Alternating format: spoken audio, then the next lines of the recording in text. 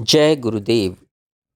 ये जो अहम, चित्त, बुद्धि आदि नाम और इनके अर्थ हैं, ये सब बहिर्मुख होने पर ही जड़ और बंधन तथा कष्टों का कारण माने गए हैं। अंतर्मुख दशा में तो ये सभी चैतन्य रूप ही हैं।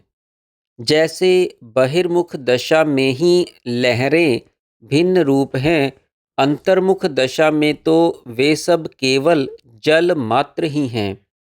समस्त नाम रूपात्मक दृश्य त्रिपुटियों का बाध हो जाने पर जो चैतन्य रूप परमात्मा मात्र अवशिष्ट रह जाता है, उसमें और शून्य आकाश में अर्थात चिदाकाश और भूताकाश में क्या अंतर है, इसे साधारण लोग नहीं समझ सकते।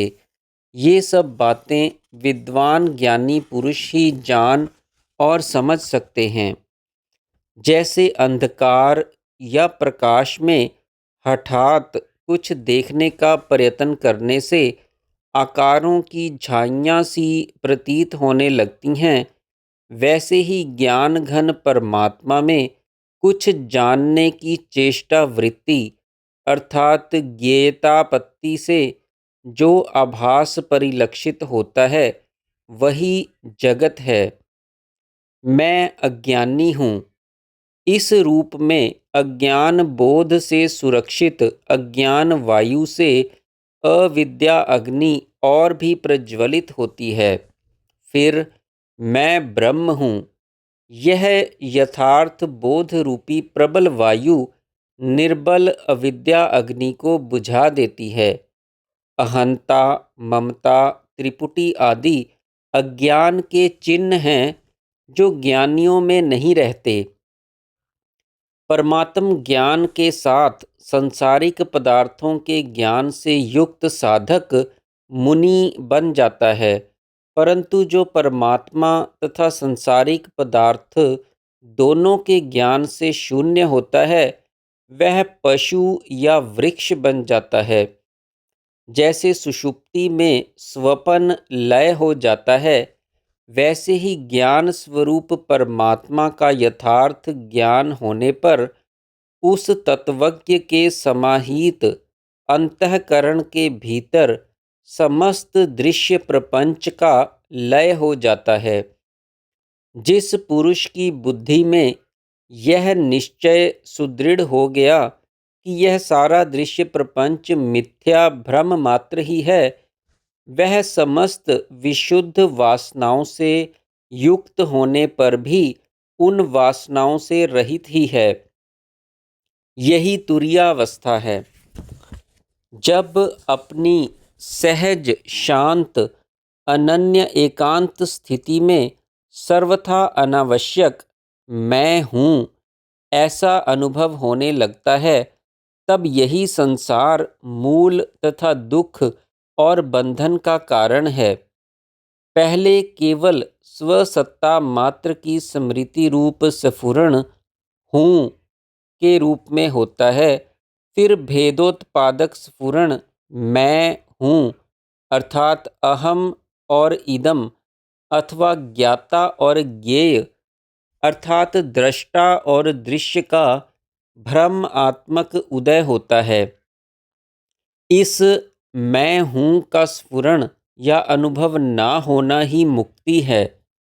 इस मैं हूँ का अनुभव करना या ना करना अर्थात अहम भाव को उदय होने देना या ना होने देना तो अपने हाथ में ही है।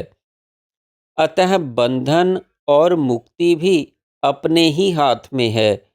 जब कोई नितांत एकाकी हो, जहाँ कोई दूसरा हो ही नहीं, तब मैं हूँ का उदय या स्फुरण सर्वथा अनावश्यक है।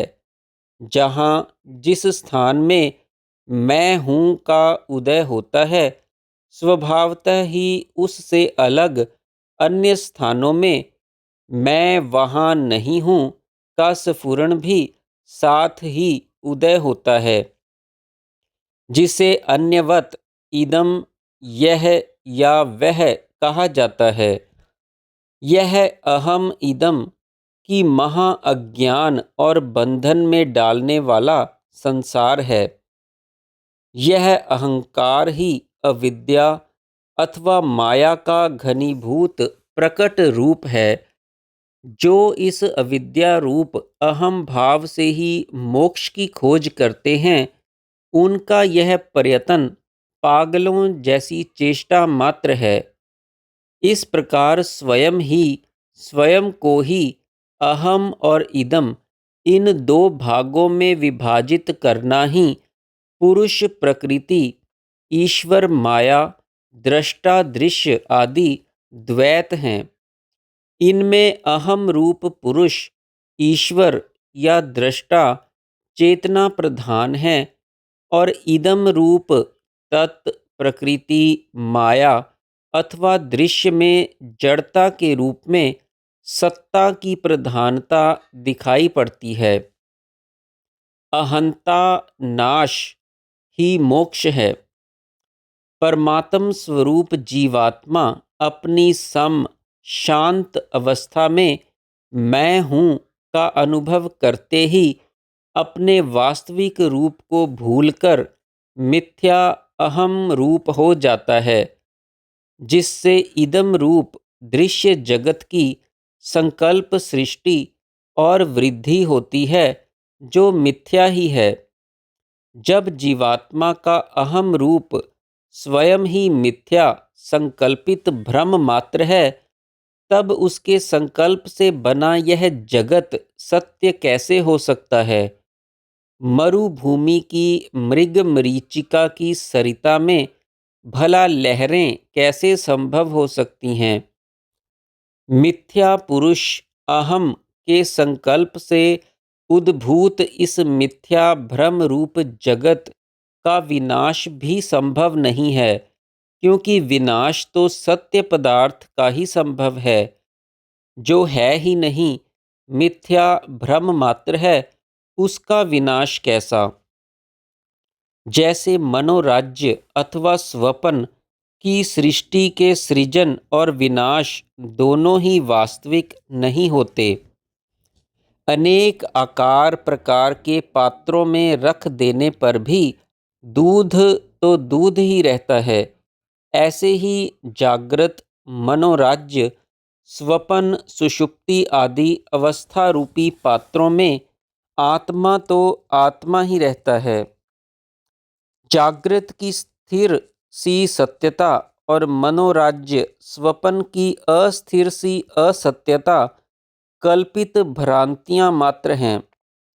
समस्त भावनाओं, संकल्पों और कल्पनाओं से रहित उस शांत चिदाकाश रूप परब्रह्म परमात्मा की जिस रूप में कल्पना या भावना की जाती है, वह वही रूप धारण करके प्रकट हो जाता है, क्योंकि वह सर्वरूपमय सर्वात्मा है।